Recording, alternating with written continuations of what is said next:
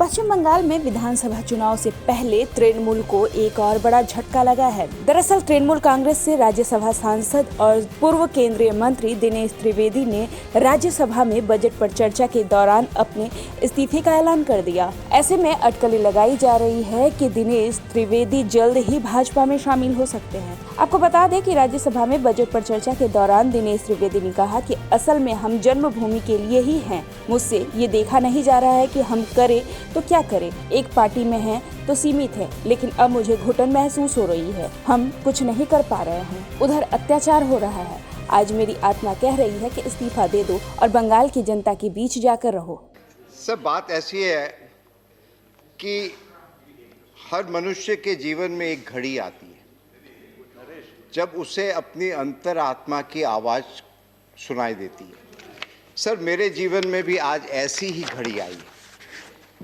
अब मैं यहाँ बैठकर सोच रहा था कि हम राजनीति में क्यों आते हैं। देश के लिए आते हैं। सबसे सर्वोपरि होता है देश।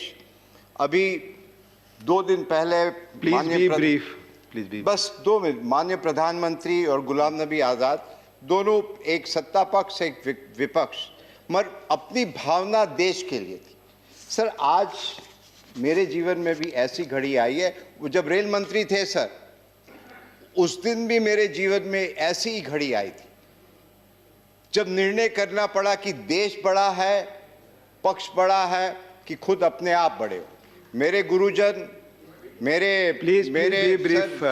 हाँ 2 मिनट सर, मेरे सर, हम ज्यादा बोलते नहीं है कभी। जानता हूं, मैं जानता हूं, पर चूंकि मेरे सर गुरुजन, मेरे माँ बाप, जब मुझे बेस्ट पार्लियामेंट का अवार्ड मिला था तभी भी मैंने ये कहा था कि मुझे उस लायक बनाया।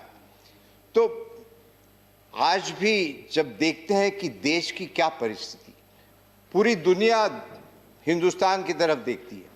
कोविड का भी जब हुआ, दुनिया देख रही थी कि किस प्रकार हिंदुस्तान आगे निकलेगा। बहुत अच्छी तरह सबने मिलकर, जैसे प्रधानमंत्री ने बताया कि 130 करोड़, मगर नेतृत्व उनका था। तो सर, कहने का मकसद यही है कि जिस प्रकार से वायलेंस हो रहा है हमारे प्रांत में, जिस प्रकार से लोकतंत्र में कुछ भी हो, तो मुझे यहाँ बैठा बैठा बड़ा अजीब लग रहा है कि मैं करूँ क्या।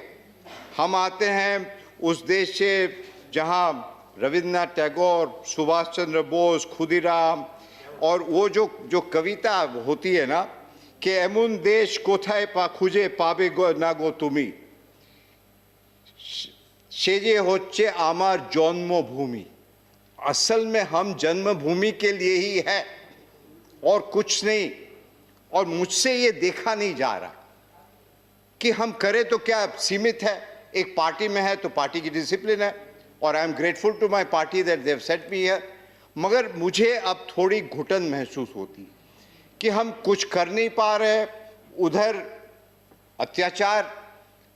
तो मेरी आत्मा की आवाज़ आज ये कह रही है, और वो स्वामी विवेकानंद जो कहते थे, arise awake and stop not till the goal is reach.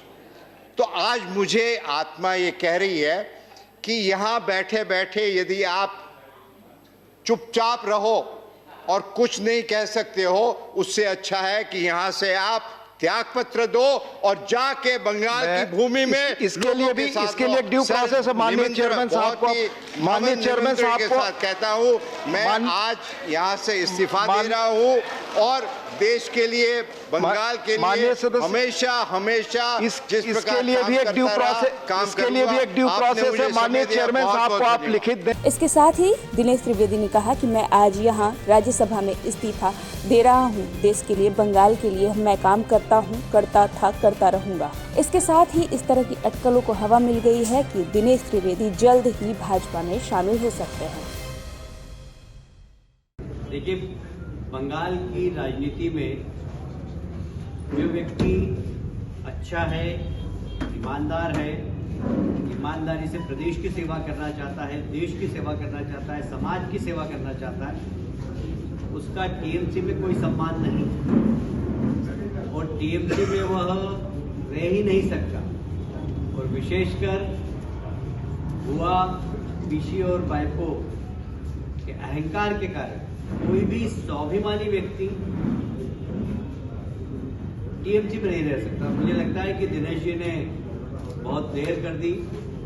मुझे तो साल भर पहले एक बार एयरपोर्ट पे मिले थे, तब उन्होंने कहा था कि बहुत खराब स्थिति है, मैं बिल्कुल काम नहीं कर पा रहा हूँ, पर टीएमसी छोड़ते छोड़ते उनको साल भर लग गया।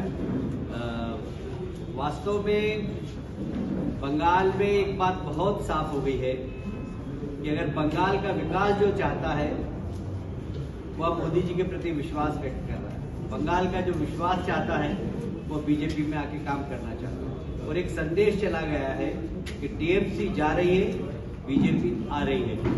और अभी दिनेश जी ने टीएमसी से इस्तीफा दिया है, पर अभी हमसे कोई चर्चा नहीं हुई। पर यदि वो भारतीय जनता पार्टी में आएंगे तो हम उनका स्वागत करेंगे।